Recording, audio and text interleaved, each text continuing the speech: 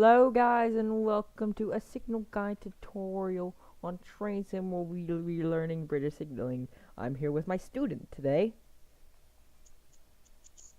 Say. Okay, good. Alright.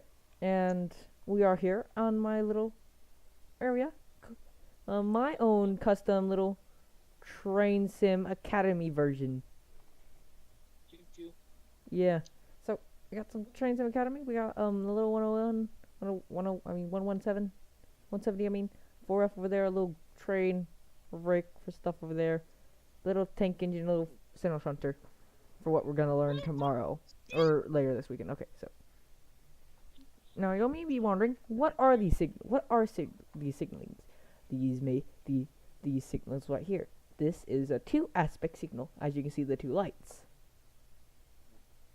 The two lights will change from red to green, signifying if the block section, which is the distance between the signals, and in between are open. Now, if there's an engine on the track in between, the signal will be red.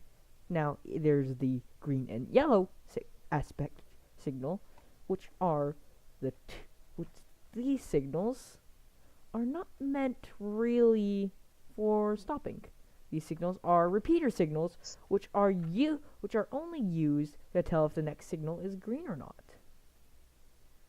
Now, as you can see, our little engine our big old engine passing here, you can see the signal turned red. That's signifying it's in the next block. It's in the block. Where the engine is the block, and it's as it going through. This will tell any other engine behind it, that's coming up behind it, that this signal's red and it must stop here.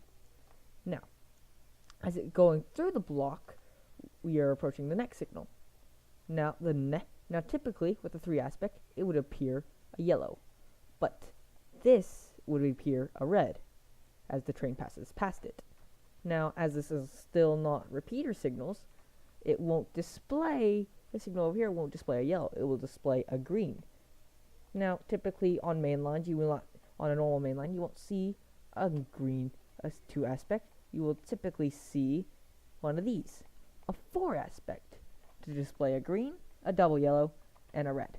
Now, as you can see, our engine is passing the green signal over here, and I will come over here as one of the express services passes by, as they did built this on a this was built on a main line. Another signal should turn green, I think. Right? Or I don't think I've signaled it properly. Well, this signal should have turned green, corresponding to it. Now, after the signal would have turned green, it would signify the engine that was sending out the signal to continue on. Now, as you can see, it's continuing on to the next signal, and it's red. Now we have a whole entire rake of red signals.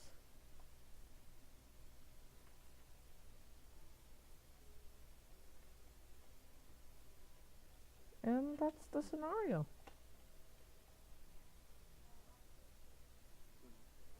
That's basically the basics of signaling.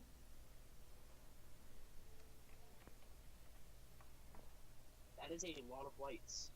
Yeah, and discs. So is there any questions you may have? Is there backing signals? Like, literal backing signals? Yes. Back then, in the GWR era, there were a little thing called backing signals, but I have very little knowledge of those, and in fact, we are not covering old semaphore signals. Sadly, I really don't know how to address those as of now, not wanting to confuse anyone. So any other questions?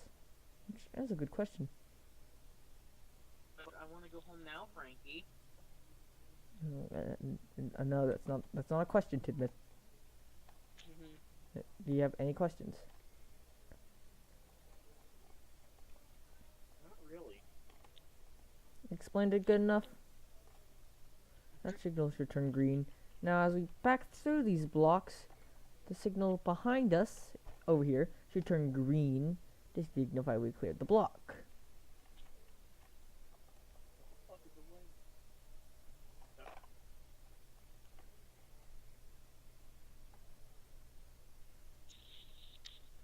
Sadly, I don't think I've set up the signaling right. Later we'll be learning 3-aspect signaling, but today, that's all we really have time for. So, this video is brought to you by